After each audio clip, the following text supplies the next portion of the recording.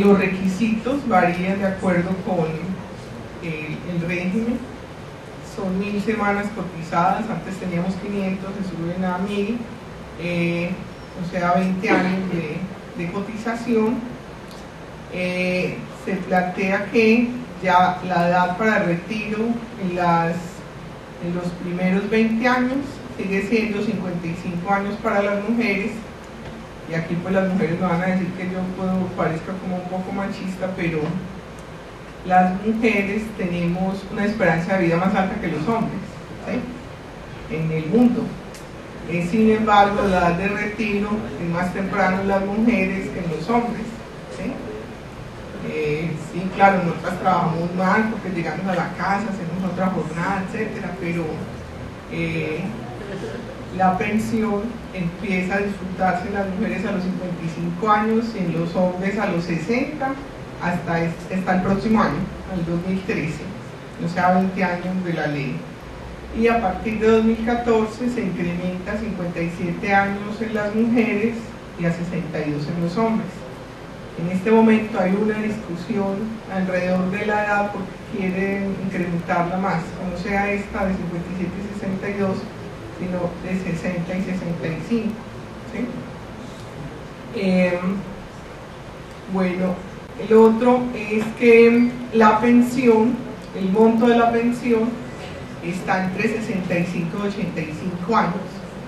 Uno empieza con un monto de la pensión en 65% de lo devengado en los 10 últimos años, y es en el régimen de prima media, y a partir de las 1250 semanas de cotización se va incrementando por cada año adicional de cotización hasta llegar máximo al 85%, ¿sí? O sea, no se pensiona a nadie con el 100% de su salario.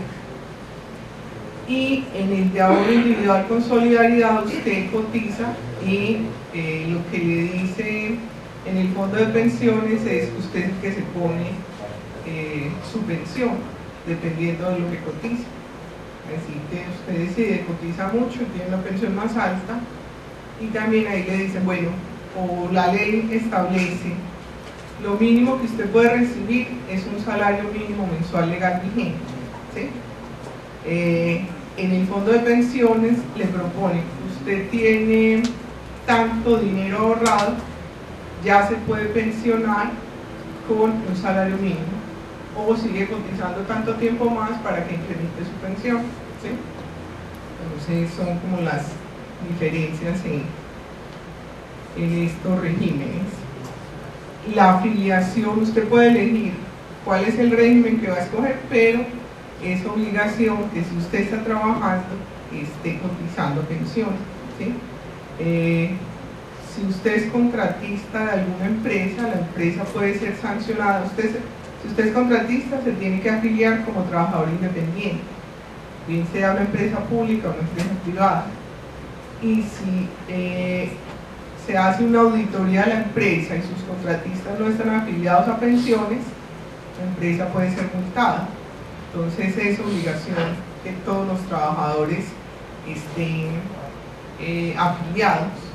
Pero si usted no es contratista, pues usted decide si quiere o no tener una pensión, y por eso los trabajadores independientes se excepcionan de esta obligatoriedad.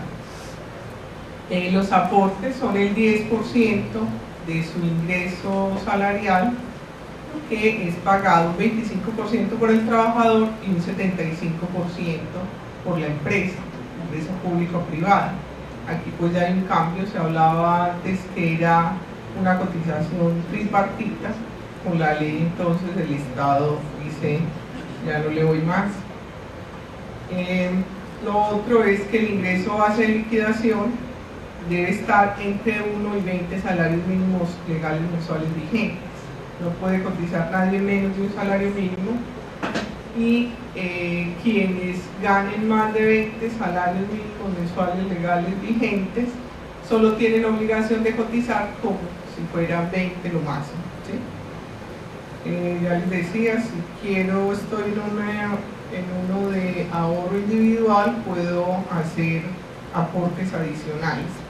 Y se plantea un régimen de transición, y es que si en el momento de la ley las mujeres tenían 35 años o más y los hombres 40 años o más y tenían más de 10 años de estar cotizando, o más de 10 años, no las dos condiciones, sino la una o la otra, entraban a un régimen de transición que era de 55 años para la jubilación de las mujeres y 57 para los hombres.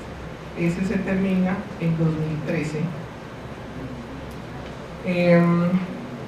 Bueno, el ingreso base de la liquidación lo constituyen el salario o las rentas promedio cotizadas en los 10 últimos años.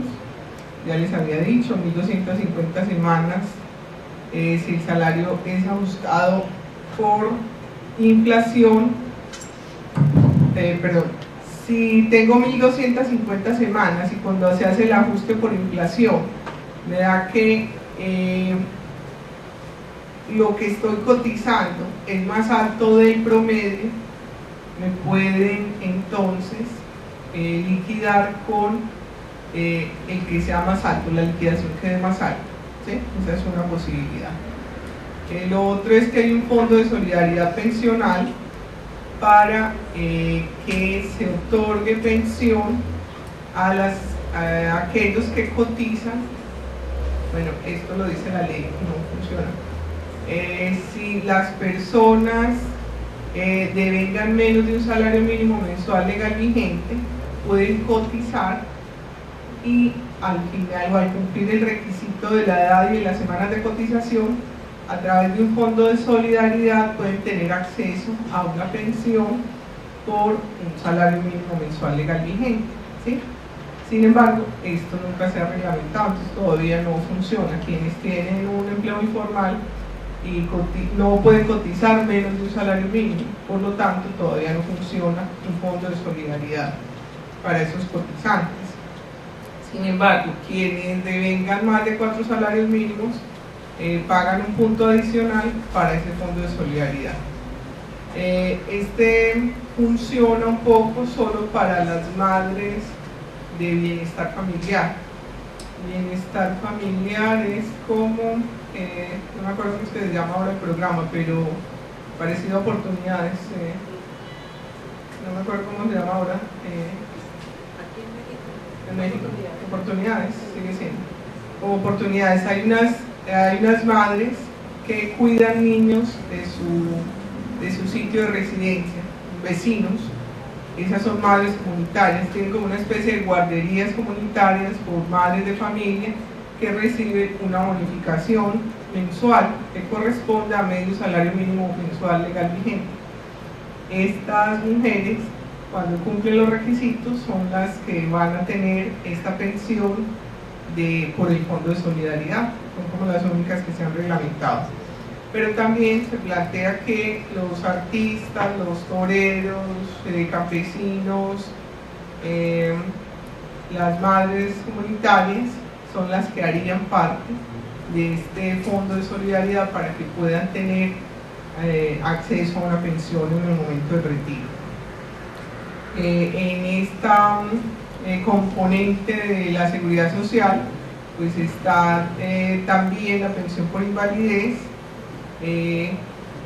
Debe cumplir unos requisitos, una calificación de la invalidez, cuál es el porcentaje. Si tiene una calificación de 50% más, tiene derecho a la pensión por invalidez, y el monto de la pensión entonces depende de ese porcentaje de invalidez que tenga, con el que se haya calificado. Si tiene que cumplir otro requisito, y es que haya cotizado, que esté cotizando en el momento en que tiene el evento que le genera la invalidez. Debe estar cotizando al sistema y debe tener en el sistema más de 26 semanas de cotización. Si no cumple con esos requisitos, lo que hacen es devolverle lo que había cotizado, pero no tiene derecho a la pensión de sobrevivencia por invalidez. Otro de los componentes del tema de pensiones es la pensión de sobrevivientes. Esta se entrega cuando fallece el cotizante se le entrega a la esposa o a la compañera permanente que haya sido su compañera durante los 2 últimos años, a sus hijos menores de 18 años, o si están estudiando, hasta los 25 años se le paga la pensión, o si es un beneficiario, un hijo que tenga algún tipo de discapacidad. Igual el requisito es el mismo, que tenga más de 26 semanas de cotización, y en este caso ya si no es requisito que esté cotizando en el momento de la muerte, ¿sí? Sino que haya tenido durante su época laboral más de 26 semanas de cotización. El monto de la pensión es igual que en la pensión de vejez, y se empieza con el 65% y de acuerdo al número de semanas cotizadas se va incrementando. Otra de lo que establece la ley es una mesada adicional, como una especie de prima. Los que recibimos prima, los empleados y los pensionados también tienen una mesada adicional. Inicialmente eran 2 mesadas por año, se recibía 14 salarios por año, salarios mensuales. Una reforma y se bajó a una sola mesada adicional, y hay un auxilio funerario que se otorga a quien asuma los gastos por el fallecimiento del cotizante. Solo es auxilio funerario para el cotizante, no para los beneficiarios. Está entre 5 y 10 salarios mínimos mensuales legales vigentes. Las modalidades de pensiones de vejez, invalidez y sobrevivencia. Entonces se tiene una renta vitalicia inmediata, ya les dije cómo es. El retiro programado, cuando las pensiones son por ahorro voluntario, y aquí entonces yo puedo decidir en qué momento me retiro, o puede ser un retiro programado con renta vitalicia diferida. Ya les había dicho, programo que a partir de tal edad hago como una negociación con los fondos de pensiones para que mi pensión sea de tanto hasta que me muera, ¿sí? Entonces eso obliga a tener una cantidad ahorrada en el momento del retiro. En cuanto a salud, entonces en salud, antes de la ley teníamos el Sistema Nacional de Salud, igual que como funciona en México, ¿sí? Aquí teníamos lo mismo. 3 subsistemas, que son el de Seguridad Social, administrado por el Seguro Social para trabajadores de la empresa privada. Otro de Seguridad Social para los trabajadores del sector público, el ISSSTE de México y las cajas de previsión de Colombia. Otro subsistema era el público para los que no tienen capacidad de pago, que aquí se llama población abierta. Y el privado, todas las clínicas, hospitales que atienden a que tenga con qué pagar, ¿sí? Los 3 subsistemas de salud. La cotización igual tripartita, ¿sí? Había financiación por el Estado, sobre todo para la cotización a salud, empleados del sector privado, cotización tripartita. Para los del sector público, solamente el Estado, no nos hacía ninguna retención para cotizar a salud. Centralizado, un Ministerio de Salud que toma todas las decisiones y presta el servicio directamente a población sin capacidad de pago. Entonces hay auxilios para hospitales públicos, por lo tanto hay subsidio a la oferta.